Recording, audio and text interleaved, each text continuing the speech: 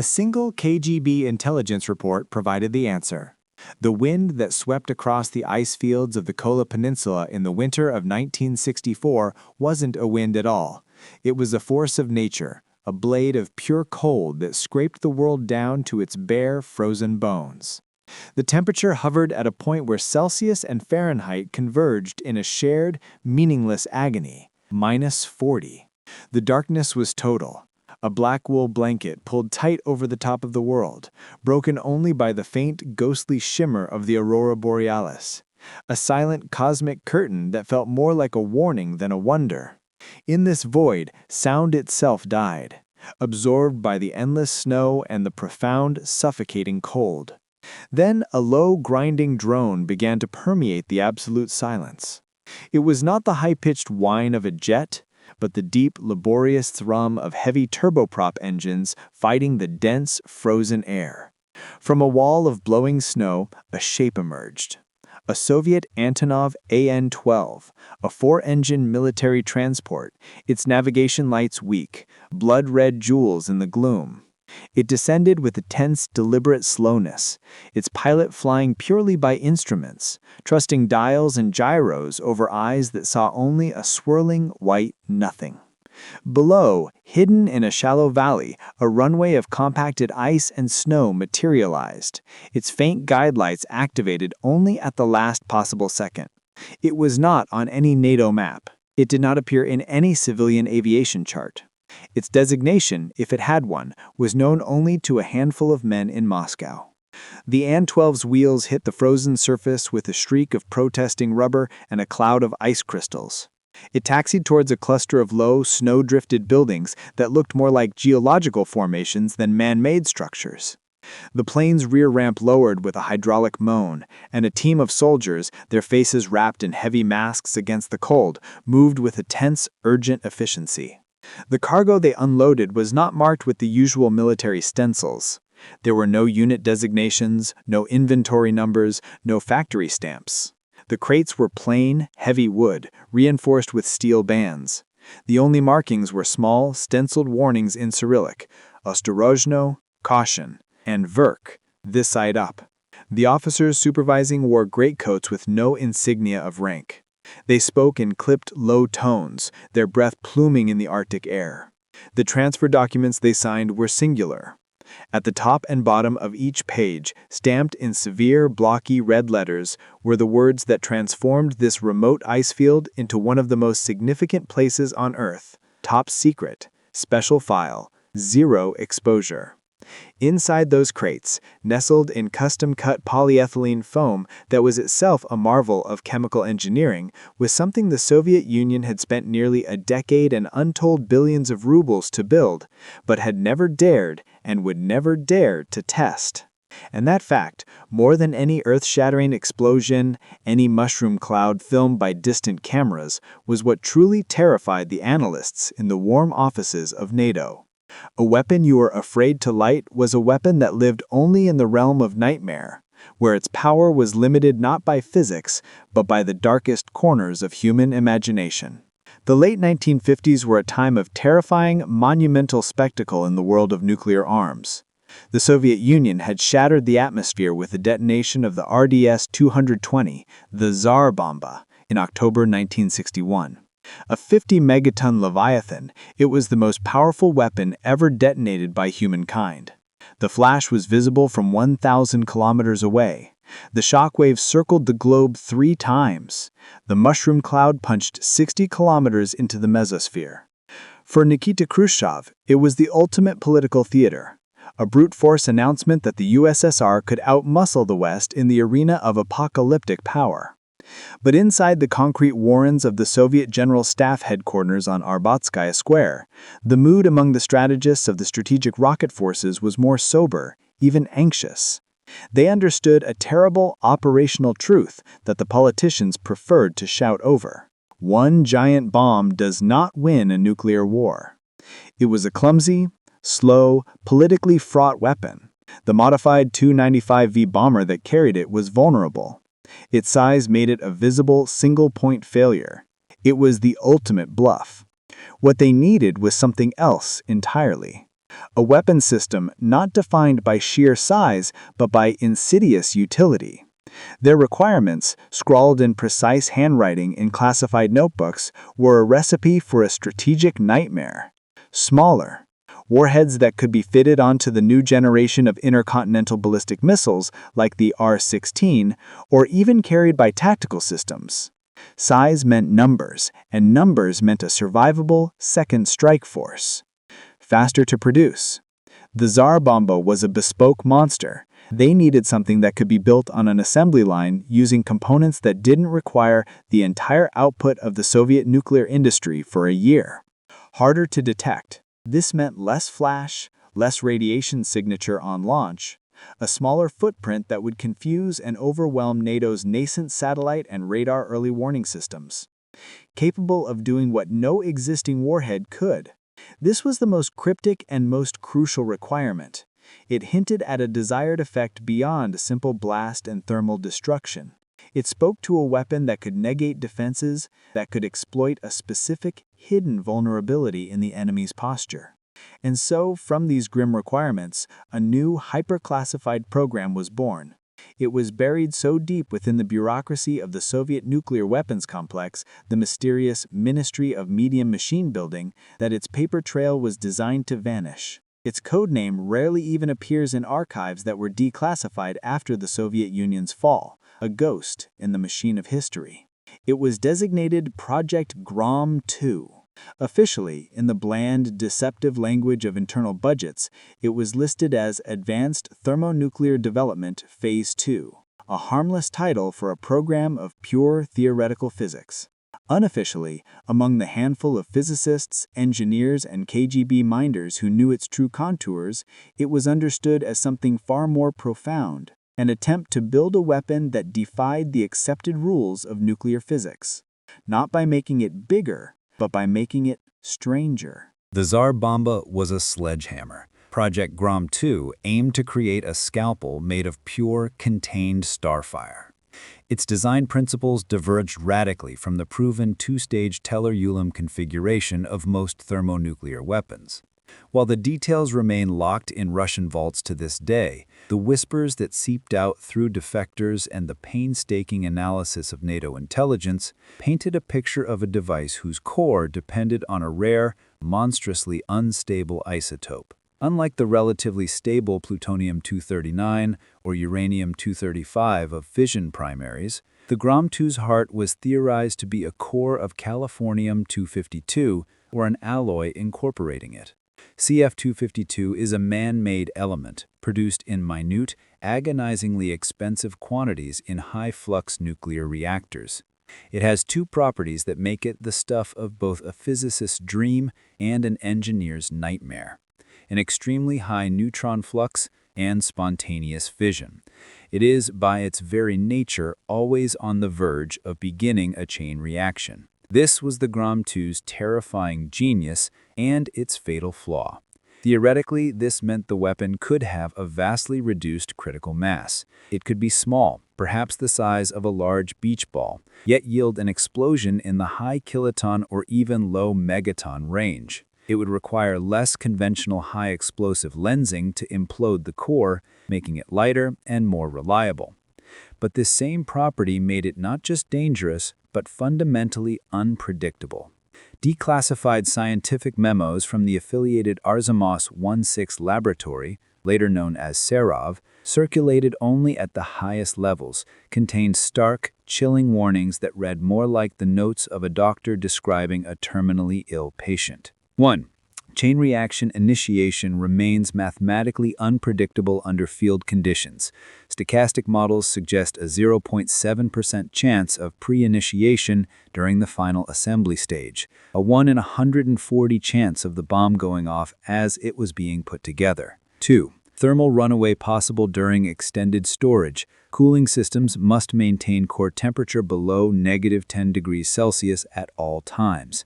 The weapon itself generated its own deadly heat and had to be constantly refrigerated like a vial of superplague. Explosion yield may exceed theoretical limits by a factor of 3 to 5 due to nonlinear neutron multiplication effects. Yield ceiling cannot be guaranteed.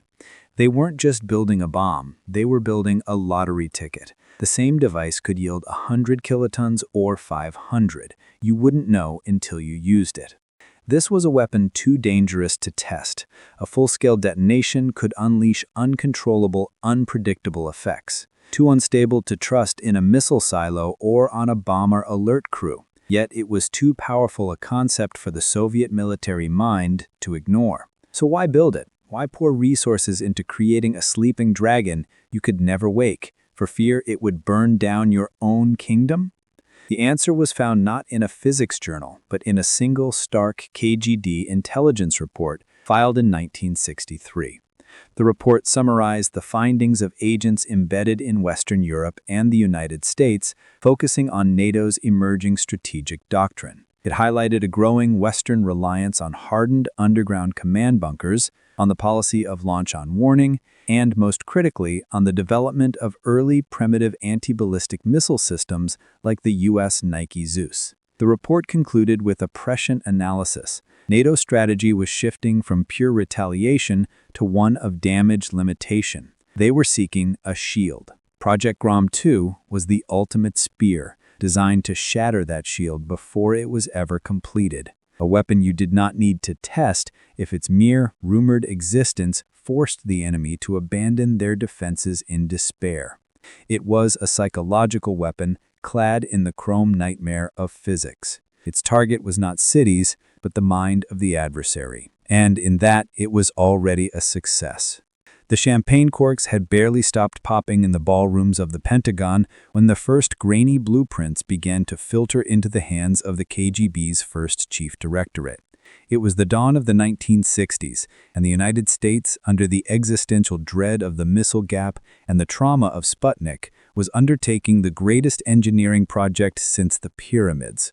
But these were not monuments to the sun, they were tombs designed to defy it. Codenamed Project Greek Island and Site R, and later evolving into the vast labyrinthian complexes of the Cheyenne Mountain Complex, these were the deep underground command bunkers meant to ensure the continuity of the United States government and its retaliatory strike capability through the firestorm of a nuclear exchange. The intercepted reports, smuggled out by sleepers in Brussels and whispered by sources in the defense contracting world, were chilling in their technical arrogance. The bunkers were not just buried, they were entombed. Cheyenne Mountain was being hollowed out of solid granite, a self-contained city shielded beneath 2,000 feet of rock. Its hallways were mounted on giant springs to absorb shock. Its air and water were filtered through systems designed to withstand electromagnetic pulse and radioactive fallout. Its communications were hardened, redundant, and buried in deep tunnels. The analysis from Soviet military engineers was grimly definitive. A direct hit by even a megaton-class warhead would do little more than shake the dust from the ceiling lights inside. The shockwave would be dissipated and absorbed by hundreds of meters of immutable geology. The Western command structure, the brain of the NATO war machine, was becoming nearly indestructible. For the planners in the Soviet General Staff, this was a strategic catastrophe. Their entire doctrine was built on the principle of a decisive, disarming first strike. The concept was simple, brutal, and elegant. Launch everything, destroy the enemy's ability to command and retaliate, and thus win the war before it truly began. But these mountains of rock were a shield against that very sword. You could flatten Washington, D.C., New York, and London, but the orders to launch the surviving Minuteman silos and Polaris submarines would still emanate from a hole in a Colorado mountain. The war would not end, it would simply move underground, becoming a protracted radioactive stalemate they could not win. In a smoke-filled conference room in Moscow, a young, brilliant, and ruthlessly pragmatic analyst from the Strategic Rocket Forces, Colonel Viktor Semyonov, proposed something radical. He tossed the file of architectural schematics on the table with a dismissive slap. He said, "We are thinking like carpenters. We see a fortified door and we build a bigger hammer to break it down. But we are not carpenters. We are miners." He leaned forward, a cold light in his eyes. "Do not destroy the bunker. Destroy the ground it sits in. You do not break the egg by hitting the shell harder, you shake the nest until the egg cracks itself." That idea, born of desperate ingenuity, became the military requirement that transformed Project Grom-2 from a theoretical nightmare into a specific, terrifying weapon. It would not be a city killer. It would be a bunker killer, a super deep, penetrating seismic nuclear charge. Its design goal was not to create a traditional aerial burst or even a ground-level explosion for maximum blast effect. It was to be delivered by a modified massive missile, a concept that would later evolve into the SS-18 Satan, that would punch deep into the earth before detonating, like a geological spear tip. The energy release would be channeled not upwards, but outwards and downwards into the bedrock itself. The goal was not a fireball, but an artificially induced, localized earthquake of unimaginable magnitude. It would turn the very granite shield of Cheyenne Mountain into a killing field, vibrating the complex until its springs snapped, its walls sheared, and every human inside was pulverized by the convulsions of their own sanctuary. There was only one monumental problem. No test site on Earth was safe enough or secret enough to try it. A surface test would reveal its unique seismic signature to the world and betray its purpose. An underground test of sufficient depth and yield risked triggering unintended tectonic events, or worse, breaching the containment and venting a plume of radioactivity that would circle the globe, pointing an accusatory finger straight back at the USSR. They had conceived of a weapon that defied verification. Its first and only test would have to be in war. Production was authorized under a veil of precautions so extreme they bordered on the ceremonial, a ritual born of pure fear. The chosen facility was not one of the flagship plants at Chelyabinsk 70 or Arzamas 16. It was a smaller, newer, and intentionally isolated complex carved into a remote mountainside in the Ural Mountains. Known only by the postal code Zulatust 36. Access was a lesson in paranoia, a journey involving unmarked aircraft, blindfolded bus rides, and identity checks that verified not just your clearance, but your family's lineage back 2 generations. Within the cavernous vault-like main workshop, the environment was surgically controlled. The air was filtered and changed 10 times an hour. All electrical lines were triple shielded and ran through Faraday cages to prevent any stray electromagnetic induction. Static electricity was the enemy. Workers wore grounded suits and walked on conductive flooring. Temperature was monitored by a network of sensors, each reading reported to a central control desk every 60 seconds. A variation of more than 2 degrees Celsius would trigger a full site alarm. The core component, the spherical heart of californium alloy, resided in its own subchamber, a glass and steel womb kept at a constant -15 degrees Celsius by liquid nitrogen circulators, its pale metallic surface visible through thick portholes, glowing faintly with the Cherenkov radiation of its own decay. For the first time in the history of Soviet, or indeed any, nuclear weapons engineering, the final internal assembly of the primary stage was deemed too hazardous for human hands. A fully automated chamber, a masterpiece of remote robotics, dubbed the Hand of Christo, a dark joke referencing a famed Bulgarian surgeon, was constructed. Through master-slave manipulators and viewed through periscopes filled with thick leaded glass, technicians guided robotic arms to perform the final, delicate marriage of the hypercritical core to its surrounding explosive lenses. It was a ballet performed by machines for an audience of terrified physicists. Scientists and engineers who worked there, interviewed decades later under conditions of anonymity, spoke of the atmosphere not of pride, but of profound dread. "We weren't told what it was," one former technician recalled, his voice still hushed. "We knew it was Izdelia, the product, but the physics packets were incomplete. They gave us equations to solve without telling us the variable we were solving for." Another, a metallurgist, said, "No one saw the full device, ever. My team worked on the refractory metal casing for the secondary. Another team worked on the neutron initiator. Another on the firing circuits. We were like blind men describing different parts of an elephant, but we were forbidden to speak to each other. The only man who knew the whole elephant was the chief designer, and he looked like he hadn't slept in years."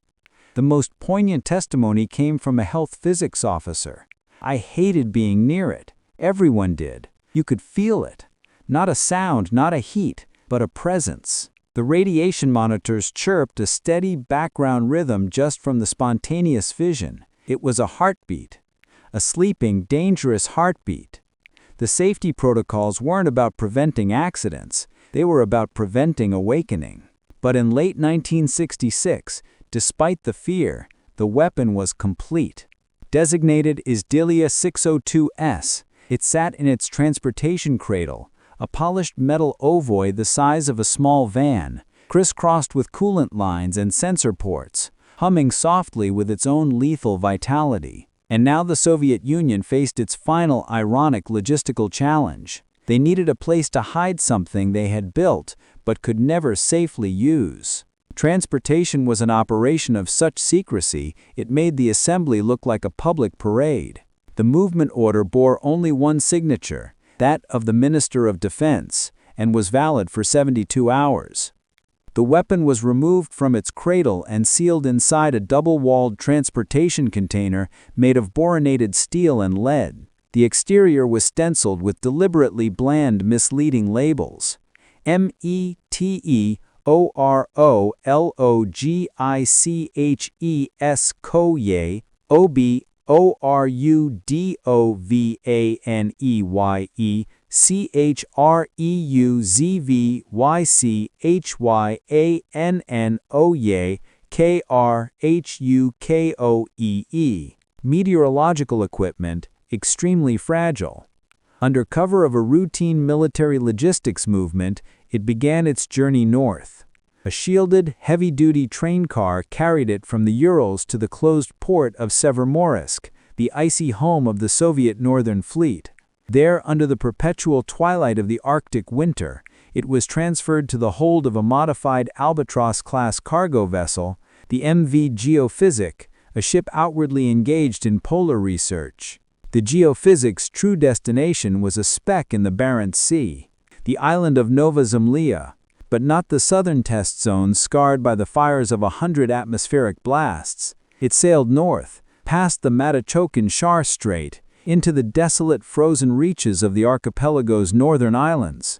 Its final port of call was a place so restricted it does not appear on any public Soviet map of the era, a fjord on the western coast of the northern island, where a small permanent station, officially a hydrological and permafrost research outpost, had been built years earlier for this precise purpose. Where exactly? The coordinates are still classified by the Russian Federation today. The best guesses from NATO analysts point to a location near Cape Jelanya, a place whose name ironically means Cape Desire. The unloading was performed by a special engineering battalion of the KGB frontier troops, men sworn to secrecy for life. Using hovercraft and then sledges, the container was dragged inland to a facility that was not a building, but a tunnel driven horizontally into the face of a permanent ice field, hundreds of meters thick. Here, in a perpetual minus 25 degrees Celsius, the weapon would be naturally refrigerated. It was placed in a final sarcophagus of reinforced concrete, the coolant lines connected to external generators, and the chamber sealed with a 5-ton blast door. The official order, filed in Moscow and copied to only 5 individuals, was stark and final. Store indefinitely. Do not transfer. Do not open. Do not return to mainland under any circumstances short of general war. Maintenance limited to external system checks only. There was no test, no verification of its seismic destructive power, no triumphant report to the Politburo. Just a weapon of apocalyptic potential, sealed away in a tomb of ice. A bomb theoretically powerful enough to shatter mountains and shake the earth, yet too unstable for its creators to risk a single confirming explosion. But secrets in the Arctic have a way of whispering on the polar wind. Through a combination of satellite surveillance of unusual shipping activity, signals intelligence picking up anomalous communications to a ghost research station, and the brave, fragmented testimony of a Polish logistics officer attached to the Northern Fleet, NATO intelligence slowly, painstakingly, piece together the outline of the story. By 1968, a classified summary landed on the desk of the U.S. Secretary of Defense. It spoke of a Soviet deep-penetration seismic weapon system, believed to be operational but non-tested, designed for counterforce against hardened targets. The panic that followed was silent, profound, and strategic. It rendered billions of dollars worth of hardened infrastructure suddenly, terrifyingly vulnerable. The mountain, it seemed, was no longer a sanctuary. The enemy had invented not a bigger hammer, but a way to make the entire anvil tremble until whatever was upon it shattered. The Grom 2, a weapon that had never fired a shot, had already begun its work. The Tsar Bomba was a known quantity. It was terrifying, yes. A 50-megaton statement of brute force that had scorched its image into the global psyche. But for the men in the war rooms of the Pentagon, NATO headquarters in Brussels, and the Cabinet Office briefing rooms in London, it was a monster they understood. They could calculate its blast radius, its thermal effects, its fallout patterns. They knew the single modified Bear bomber that could carry it was slow, vulnerable, and trackable. It was the ultimate deterrent, a weapon of last resort whose very size made it impractical for a first strike. It was a sword, albeit a colossal one, and they had spent a decade building shields against swords. The whispers about the new Soviet device, codenamed Grom 2 in their own files, provoked a different, more primal fear. It wasn't a matter of scale, it was a matter of the unknown. The intelligence was fragmentary, a mosaic with most of the tiles missing. It had been pieced together from a defector's allusion to earthquake bombs, from elevated production of rare isotopes at Soviet nuclear facilities, from unusual seismic monitoring equipment being installed at known deep underground bunkers within the USSR itself, as if they were studying the effect in miniature. The picture that emerged was not of a bigger bomb, but of a smarter, crueler one. NATO's list of unknowns was a catalog of nightmares. Its true yield. Was it 100 kilotons, 500, a megaton? The physics suggested it could be variable, depending on the instability of its core. A weapon without a predictable yield was a weapon you could not plan for. Would it merely crack a mountain, or would it split a tectonic plate? Whether it could trigger seismic collapse, this was the core of the terror.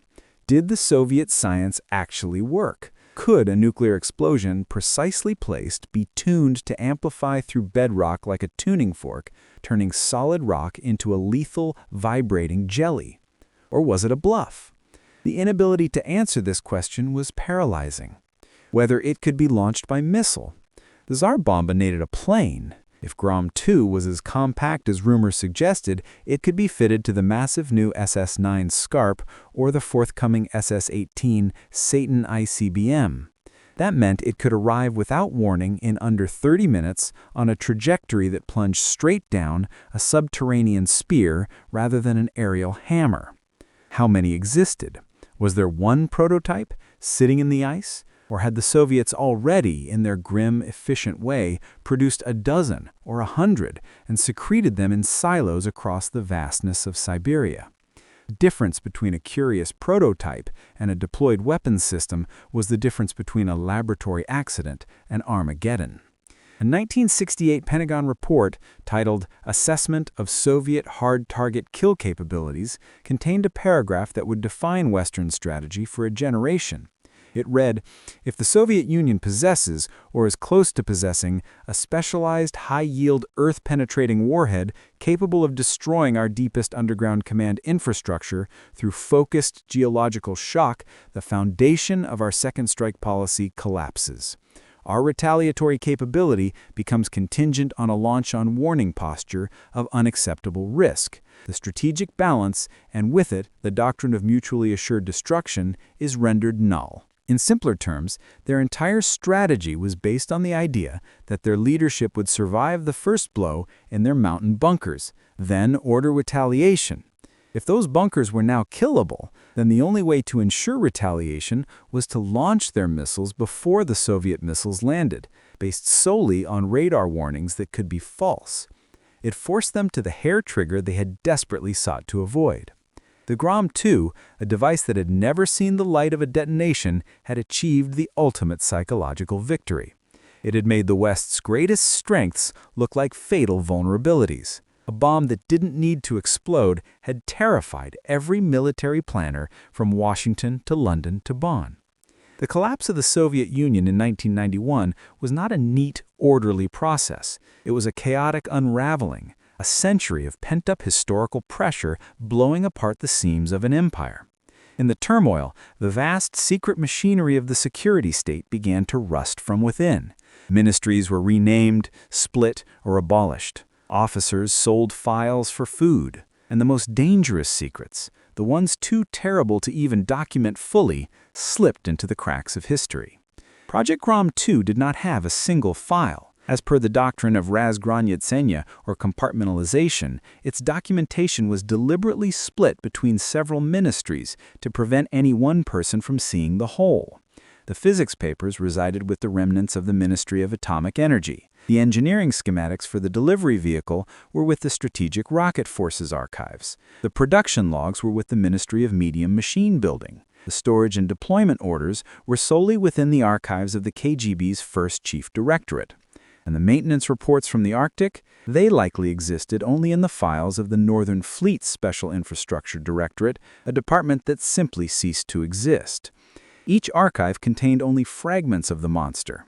None held the full blueprint. Crucially, none contained a definitive signed record of the final storage location. It was a secret that had protected itself through bureaucratic entropy. In the mid-1990s, as part of the Cooperative Threat Reduction Program, the so-called Nunn-Lugar funds, American scientists and inspectors were given unprecedented but still limited access to former Soviet nuclear sites. Their mission was to secure fissile material and account for weapons.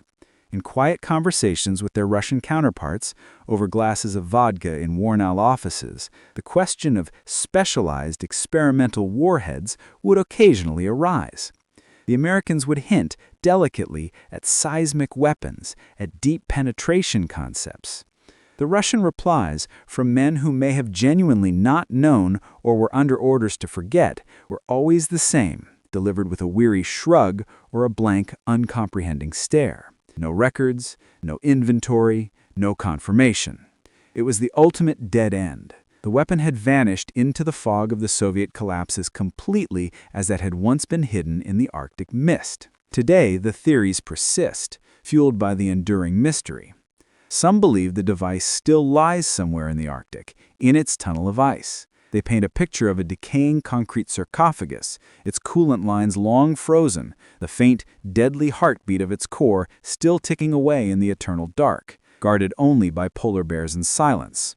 A forgotten god of destruction, waiting for the permafrost to thaw or an explorer to stumble upon it. Others argue it was quietly dismantled in the chaotic years between 1991 and 1994, perhaps by a dedicated team from the 12th Chief Directorate, the body responsible for nuclear ordnance, who were one of the few groups with the knowledge and the motive to neutralize such a liability. This theory suggests the core was separated, the exotic isotopes burned in a reactor, the high explosives burned in a pit, the casing melted down, a sensible, quiet end for a senseless weapon. But no document, no defector, no satellite image has ever confirmed either theory.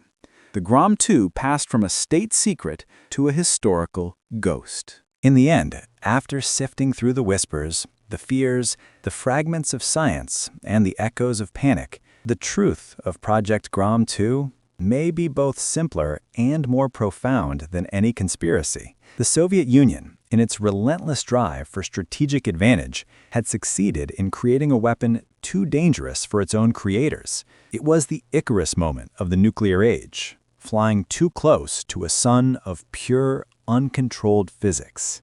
They had built a bomb that was too unpredictable to trust. Its core science flirted with chaos. It was a mathematical demon, its yield a product of probability, not precision. You could not confidently place it in a silo or on an alert bomber, not knowing if a power surge, a cooling failure, or just the inherent instability of its materials might cause it to interpret a tremor as a firing signal.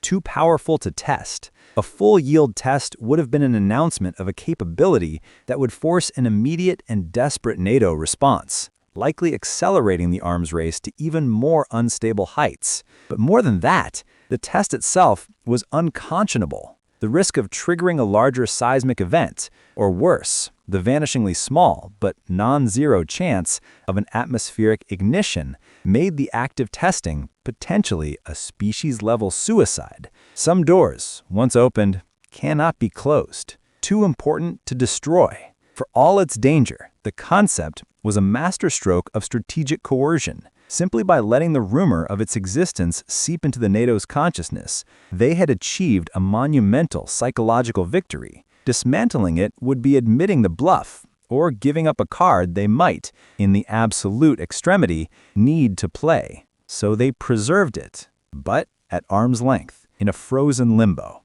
Too terrifying to reveal. A weapon this strange, this focused on shattering the very ground beneath a foe's feet, crossed a line. It moved beyond the grim calculus of city destruction into something that felt more like a violation of nature itself. Revealing it fully would have painted the USSR not just as a rival, but as a power willing to weaponize the planet's crust. The propaganda cost outweighed the benefit. And so, the Grom 2 existed in a state of pure potential. It was a weapon that lived only as a threat, never as an explosion. It was the ultimate embodiment of the Cold War logic, that the most potent force is not the one you use, but the one you hold in reserve, shrouded in enough mystery to paralyze your enemy's imagination. Because sometimes, and the Cold War understood this better than any era, the most frightening weapon is not the one that lights up the sky. It is the one whose true power remains in the dark, unmeasured, untested, and therefore, in the minds of those who fear it, limitless. The Grom 2 was not a bomb, it was a shadow. And as any child will tell you, in the dead of night, the shadow is always worse than the thing that casts it.